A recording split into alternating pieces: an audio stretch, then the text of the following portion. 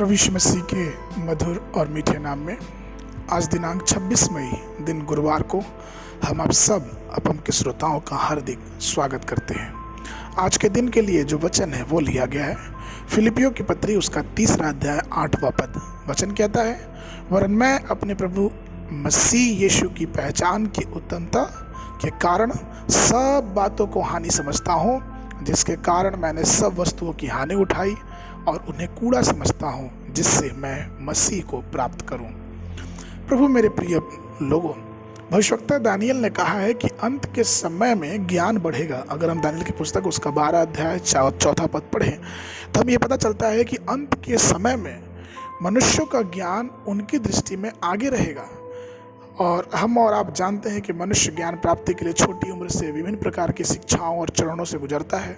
पहले प्राथमिक विद्यालय में जाते हैं, फिर हाई स्कूल में, फिर स्नातक में जाते हैं और संसारिक ज्ञान को प्राप्त करते हैं। कई बार वो चिकित्सा बन जाते हैं, कानूनी व्यवस्था को पढ़ाई करते हैं और कई प्रकार की अलग अलग डिग्रियों को लेके बहुत सारा पैसा खर्च करके वो ज्ञान को अर्जित करते हैं, ज्ञान को पाते हैं। लेकिन इनमें से कोई भी ज्ञान परमेश्वर के स्वर्गीय ज्ञान के तुल्य नहीं है। प्रेरित पौलुस के जो पद हमने भी पढ़ा, हमसे इस तरह से ये पता चलता है कि प्रेरित पौलुस संसारिक उन सब ज्ञान को कूड़ा और कटकट समझता है परमेश्वर प्रभु यीशु मसीह के उस महान ज्ञान के सामने। ऐसा गौरवशाली ज्ञान जो हमारे जीवन में शाश्वत आनंद लेके आता है। वास्तव में पौलुस यहाँ ये कहना चाहता है कि वो परमेश्वर कि हर एक बातों में आगे बढ़ना चाहता है और अनंत जीवन की सच्चाई को वो जानना चाहता है। सिर्फ यही नहीं कि वो संसारिक ज्ञान में आगे बढ़े, लेकिन अनंत जीवन में और आगे बढ़ता जाए और अनंत जीवन को वो प्राप्त करे।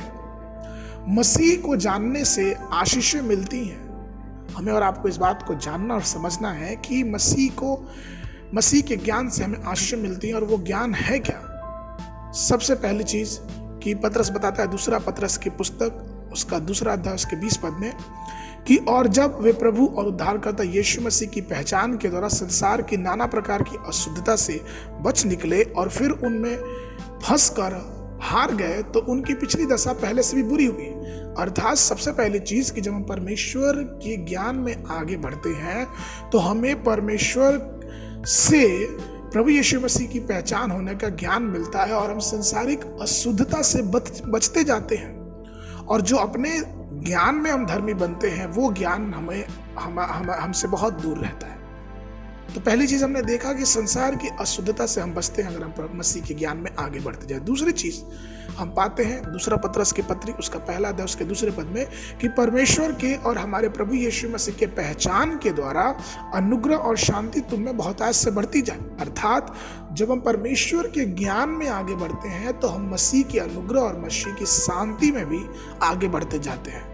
और वो ऐसी शांति है जो शांति ये जगत नहीं, लेकिन वो परमेश्वर ही दे सकता है। तीसरी चीज हम पाते हैं 2 पतरस की पत्री उसका 1 अध्याय उसके 3 पद में, क्योंकि उसके ईश्वरीय सामर्थ्य ने सब कुछ जो जीवन और भक्ति से संबंधित रखता है हमें उसी की पहचान के द्वारा दिया, जिसने हमें अपनी ही महिमा और सद्गुण के अनुसार बुलाया है।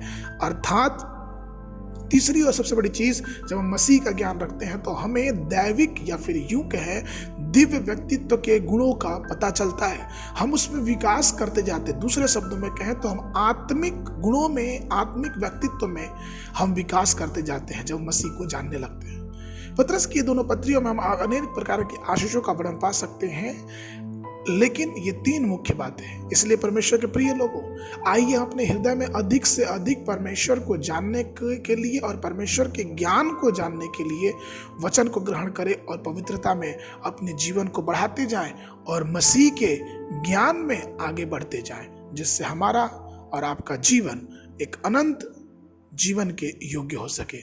आज के मनन के लिए जो पद है वो लिया गया है 2 पतरस की पत्री उसका 3 अध्याय उसका 18 पद। वचन कहता है, पर हमारे प्रभु यीशु और उद्धारकर्ता मसीह के अनुग्रह और पहचान में बढ़ते जाओ, उसी की महिमा अब भी हो और युगान युग होती रहे। आमीन। बाइबल पढ़ने का दिन सुबह के समय पहला इतिहास की पुस्तक उसका 28 और 29 अध्याय, संध्या के समय यूहन्ना रचित सुसमाचार उसका 9 अध्याय 24 पद से लेके 41 पद तक। परमेश्वर आप सबको आशीष देवे।